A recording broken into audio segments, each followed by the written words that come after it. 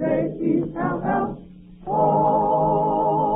The Jell-O program, starring Jack Benny with Mary Livingston, Phil Harris, Kenny Baker, and yours truly, Don Wilson. The orchestra opens the program with This Is It.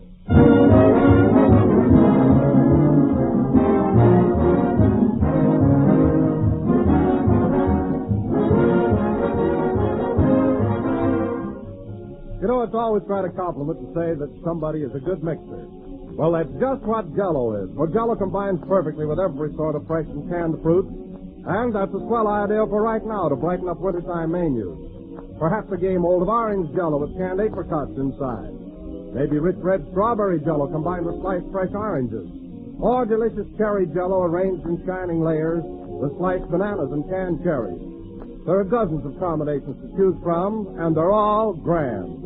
For Jell-O brings you that wonderful extra rich fruit flavor, so tempting and good it rivals the taste of the real ripe fruit. And Jell-O's clear, glowing colors look so lovely with the fruits held shimmering inside.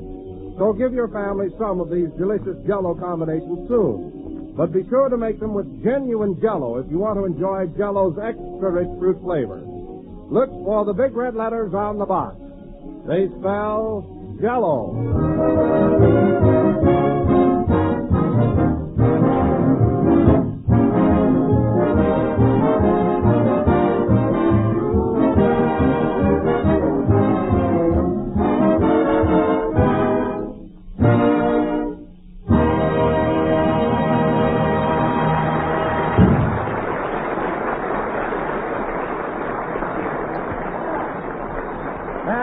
This is it, played by the orchestra. Now, ladies and gentlemen, we bring you a man who used to be a beautiful baby, Jack Benny.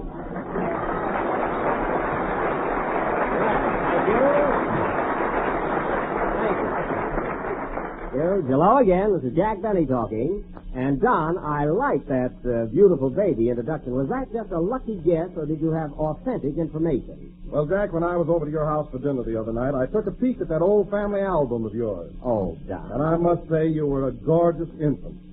Were you really so good looking? Well, I don't want to sound foolish or anything like that, but for the first 17 months of my life, I was a length ahead of Robert Taylor.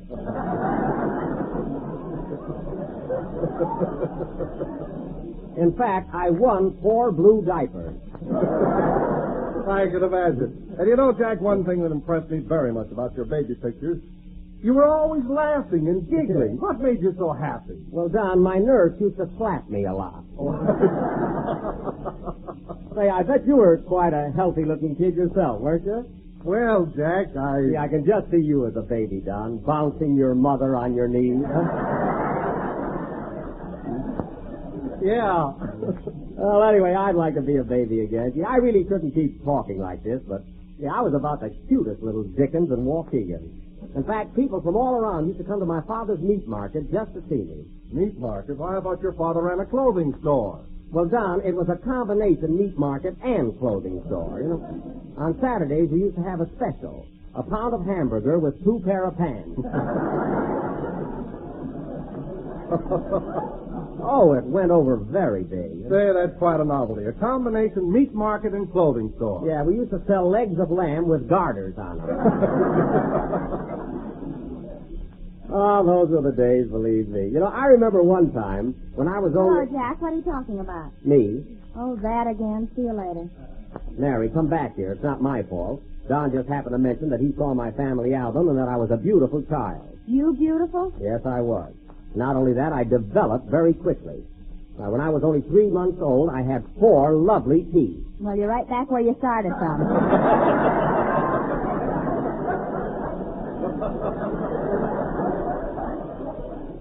Now, listen, Mary, I have a full set of teeth right now.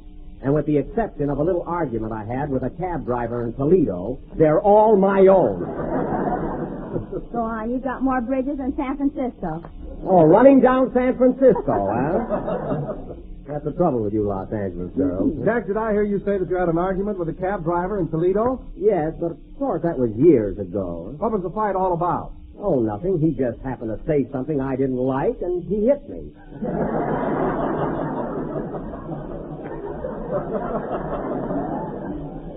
Otherwise, Toledo was lovely. Say, Don, when you were looking through that album, did you see the picture of Jack's uncle on the big white horse? Yes, I did. That was my Uncle Beaumont. And did you see the tree in back with the rope dangling from it and that big crowd of men standing around? Mary, my uncle didn't steal that horse. That was just a scene from a Western movie he was making called The Code of the West. It wasn't a real hanging. Well, what are you laughing at? Just the same, he never saw the preview. He did, too, and he was a fine actor. Say, Jack. Oh, hello, Kenny. I didn't see you. Oh, I was around here. I heard you telling everybody what a beautiful baby you were. Well, Don brought up the subject. I had never mentioned it. Have you got any cute baby pictures, Kenny? None where I'm facing the camera.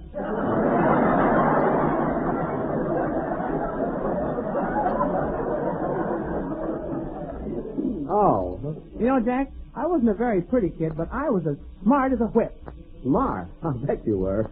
All right, you can laugh. Well, when I was 12 years old, I recited the Gettysburg Address. At 12, what's clever about that? Could Lincoln do it? All right, Kenny, we won't go into that. But if you were so smart at the age of 12, I'd like to know what happened to you in the meantime. So would I. Well, I'll tell you what, Kenny, since your song, sing your song now. We'll talk about it later. Hey, Don, where's Phil? Oh, he's around here somewhere. By the way, Jack, I don't know whether I ought to tell you this or not, but Phil's pretty sore about that crack you made last Sunday. What crack? Oh, you know, when you told him that if he didn't like it here, he could go out and get his own program. Oh, well, gee, Don, I was only kidding. I didn't mean anything by it. Well, Phil took it pretty seriously, and he said he's going to leave. Leave me? Why, I made the guy. See, when I picked him up, he was demonstrating curlers in a drugstore window.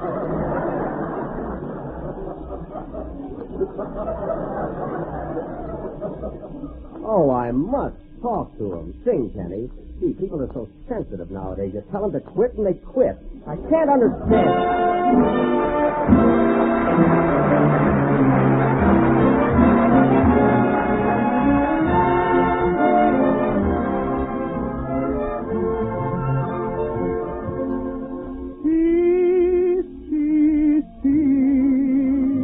Hear a love song for a penny.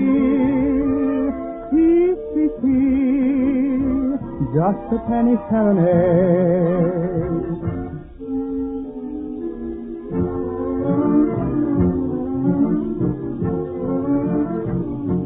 Once I strayed neath a window of a lovely, lovely lady, and she smiled while I softly played a penny serenade.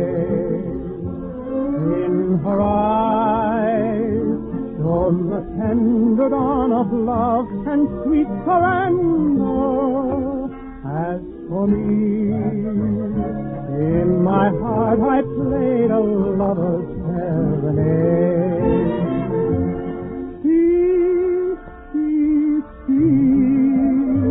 You can hear it for a penny.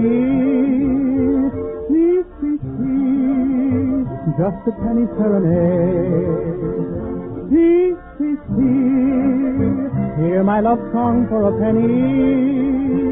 Please, please, please, just a penny serenade. In a dream so divine she was mine, no word had been spoken. When I woke from my dream, she was gone, my poor heart was broken.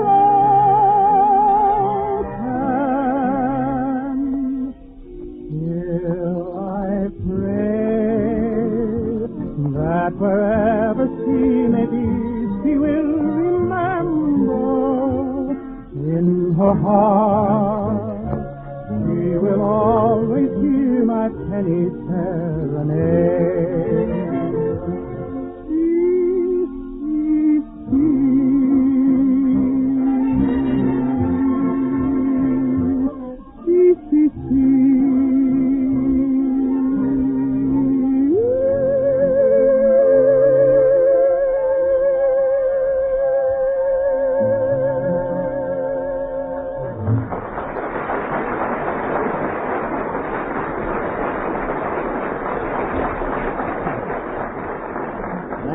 Penny Serenade, sung by Kenny Baker, my favorite tenor.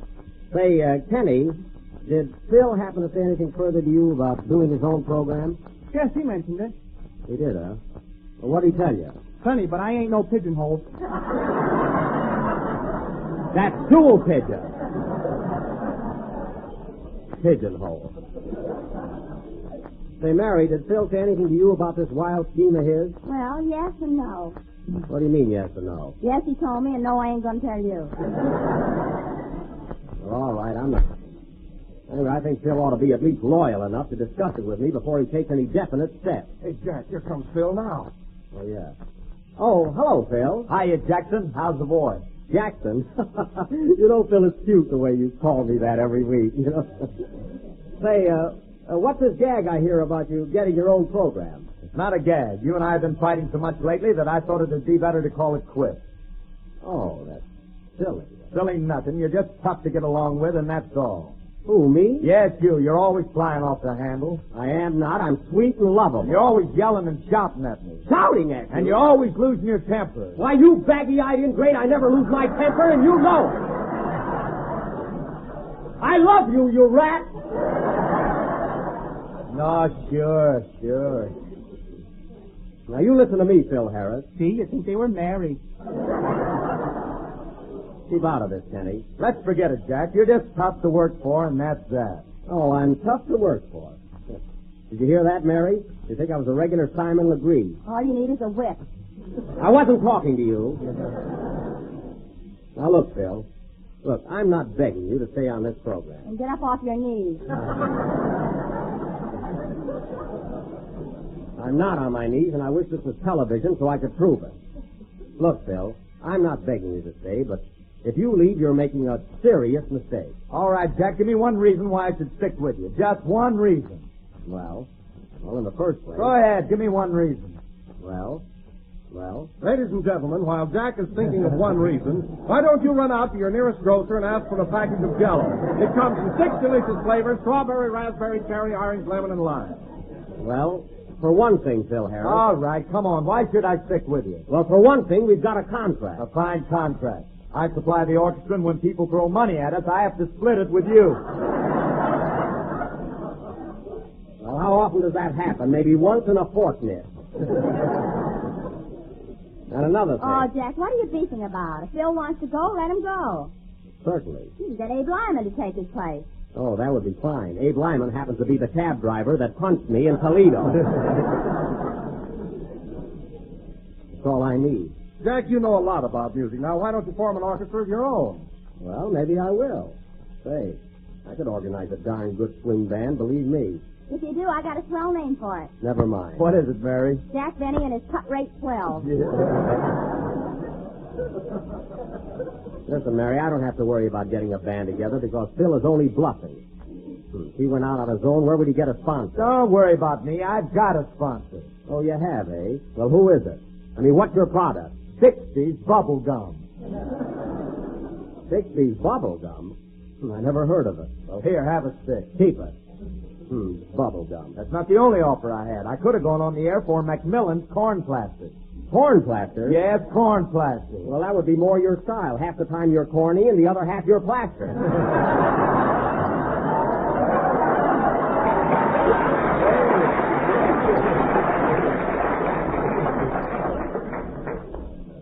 Anyway,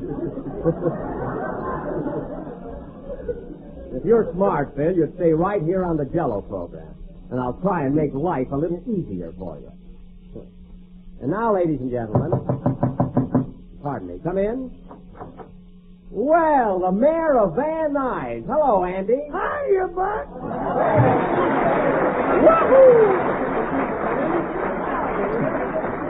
Well, Andy, it's nice seeing you. You don't get around here as often as you used to. Well, Buck, by the time I get through with the farm and the city hall and my love life, I'm pretty busy.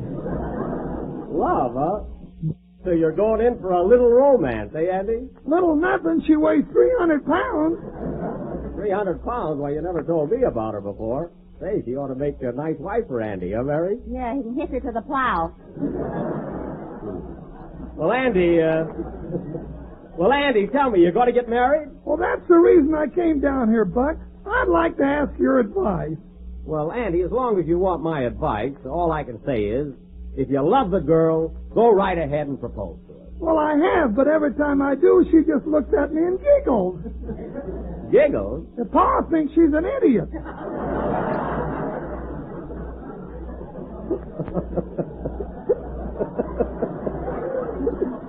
Oh, what does your ma think? Ma says Pa's a fine one to talk.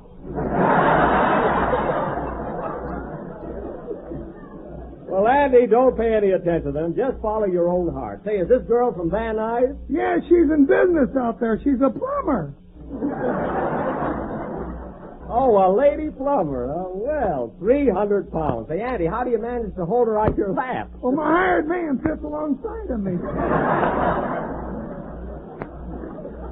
Well, Andy, all I can say is don't let anybody interfere with your happiness. If you love the girl, marry her. And I wish you a lot of luck. Thanks, Buck. I feel better now. That's good. Hey, Andy, stick around, will you? I'd like to talk to you after the program. Well, what about Phil? Well, it's a business proposition, and I don't want to discuss it in front of Jack. Now, Phil, you've got a number to play, so spit out your bubble gum and go to work. Okay, boss. Oh, Andy, how about coming over to my house tomorrow for dinner and bring your folks? Thanks, Buck. Is it all right if my girl comes along? Sure, Andy. Bring her to dinner, too. Why not? It's about time she lost some weight. Quiet, Mary. I'm just trying to be nice. Play, Phil.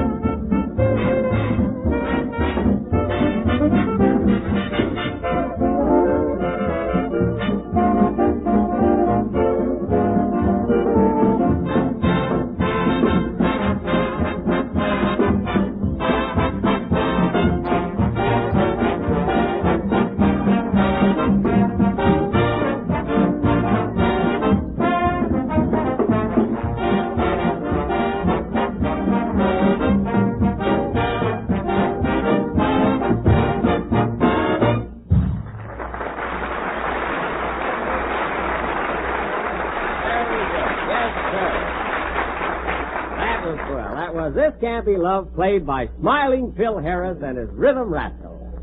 And Phil, that's what I call real flash. You know, that number has so much life and brilliance to it. Thanks, but I'm leaving just the same. Phil, I wasn't trying to flatter you. That number was swell, and I felt I ought to give you and the boys credit. All of a sudden, the orchestra is good. Yeah, some obviousness. No, I'm serious. Well, anyhow, to get on with our play, tonight, ladies and gentlemen, as I announced last week, we are going to present our version of the Encyclopedia Britannica. Now, I will play the part of... Say, Buck, it's none of my business, but did you hear St. Allen Wednesday night? Alan? No, Andy, I missed him again. Tell me, what did my Oriental friend have to say? I mean, anything worth probing into? Oh, he hopped all over you, Buck. Yeah. He said he's going to push your spine so far down your pants you're going to walk like a tripod.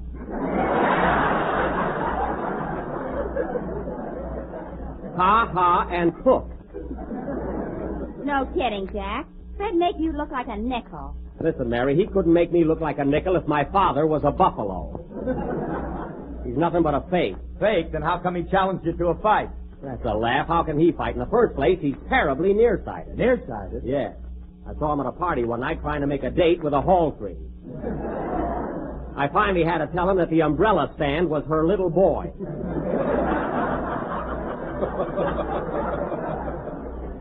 that guy. No kidding, Jack. Are Alan's eyes really that bad? Bad, Don. To him, Hedy Lamarr is just a gorgeous blur. I'd go in the ring with Alan any time. Be careful, he might hit you from memory. Listen, Mary, he couldn't hit me if he put wheels on his wrist and they ran up to my nose on a track. Now listen, fellas. Come here a minute, will you? I got a secret about Alan that I've been guarding for years. I never was going to mention it, but I'm so burned up that tonight I'm going to show you what a heel he really is. What do you mean, Jack? Well, in the first place, he ought to be the last one in the world to ever say anything against me. Why? Well, because 12 years ago, when we were in vaudeville together, I saved Fred Allen's life. That's why. You saved his life. Yes. Now, let's forget it. I don't want to talk about it. Okay. Oh, no, you don't.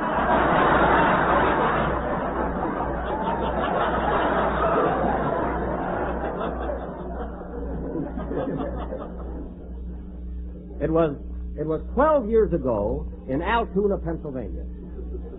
We were both on the same bill, Fred and I, at the Palace Theater. I'll never forget that night. Alan, who was then a juggler, was standing in the wings, waiting to go on. And I, the headliner, stopped to give him a word of encouragement. Hello, Freddie. Hello, Mr. Benny. Oh, you can call me Jack. What's the matter? You seem a little nervous tonight, Freddie. Well, gee, Mr. Benny, it's talking to a big star like you is quite a thrill for me. Oh, don't say that. Well, Freddie, Fink's mules are about through, so it's time for your act. So go out on the stage and juggle those clubs. Gee, I wish I was a great comedian like you.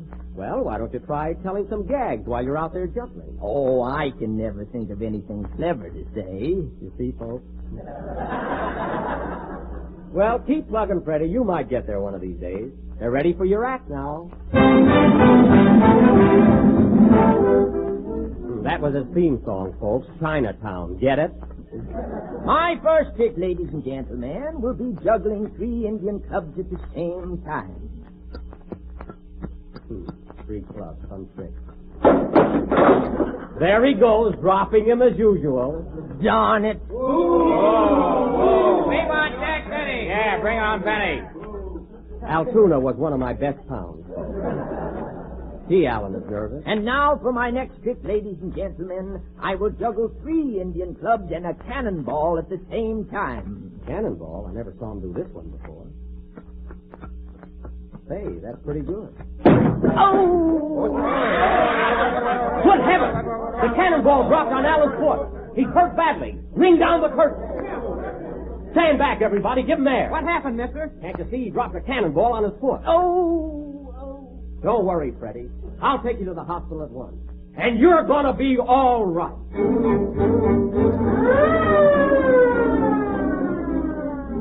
Well, folks, we finally got Alan to the hospital. And after I paid his entrance fee, which I never got back, they took him to the operating room, and the doctor called me aside and said, Mr. Benny, I'm afraid this is serious. What do you mean, Doctor? When that cannonball dropped on Alan's foot, it severed the femur and the anterior portion of the tibia. Oh, my goodness. There's only one thing that can save him. What's that, Doctor? I'll do anything. He must have a blood transfusion immediately. A blood transfusion? Thank you. Well, Doctor, all I can say is, this unfortunate young man is my friend. And if my blood can save his life, I am ready. So they took Alan to the operating room, placed my foot next to his, and the doctor said to the nurse, Are you ready for the transfusion, Miss Stewart? Yes, Doctor. Then hand me that ice pick. Wait a minute, don't I get an anesthetic for this? Yes. Oh, nurse, fan Mr. Benny with a herring. If you do, I'll snap at it. Make it quick, Doctor. Oh, doctor. Hurry, Doc, please. Alan is sinking fast. All right. We'll just tap your vein here and attach a hose to it. Go ahead, Doctor. I'm not afraid. Oh, I'm in awful pain now, folks. See what I went through for that mandarin? There we are. All right, Miss Stewart, open the valve and draw the blood. Yes, doctor.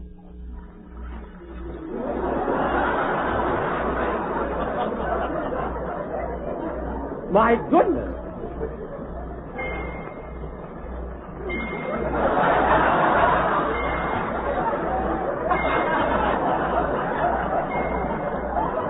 Here, take it easy, Doc. That's not ketchup, you know.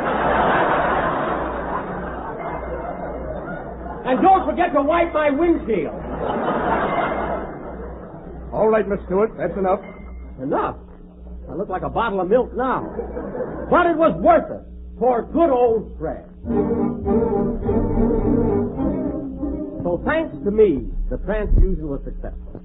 And the next day I visited Alan in his private room in the hospital, which I also paid for.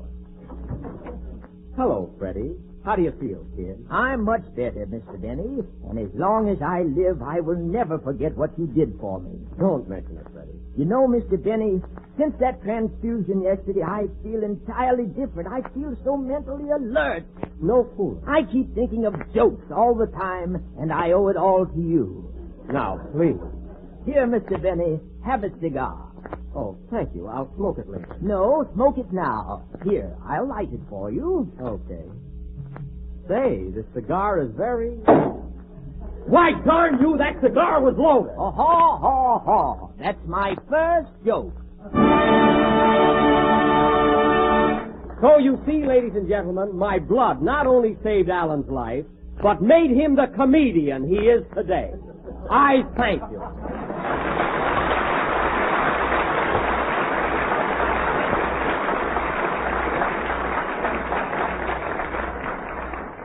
There you are, fellas.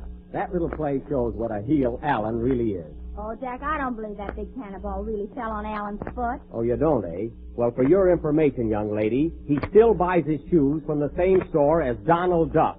Play, Phil.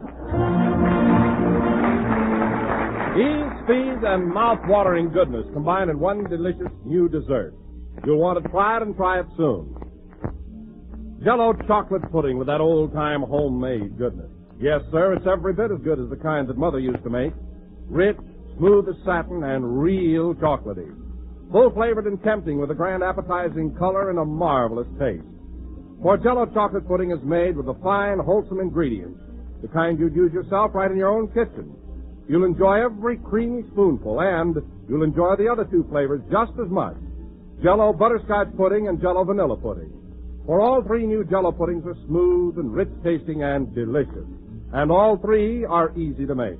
You'll find the simple directions on every package, and the handiest way to buy is 3 packages at a time. So ask your grocer tomorrow for Jell-O chocolate, butterscotch, and vanilla pudding, the real homemade kind. This is the last number of the 17th program in the new Jell-O series, and we will be with you again next Sunday night at the same time. And don't forget, folks, if you have not already done so, you can help fight infantile paralysis by joining the March of Dimes. You know, Mary, I hated to expose Fred Allen like that, but after all, what could I do? Well, I don't blame you.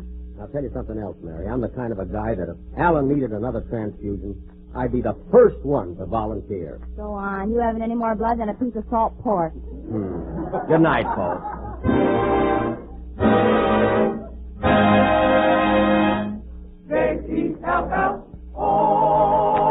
Kenny Baker appears on the Jell-O program through courtesy of Mervyn LeRoy Productions.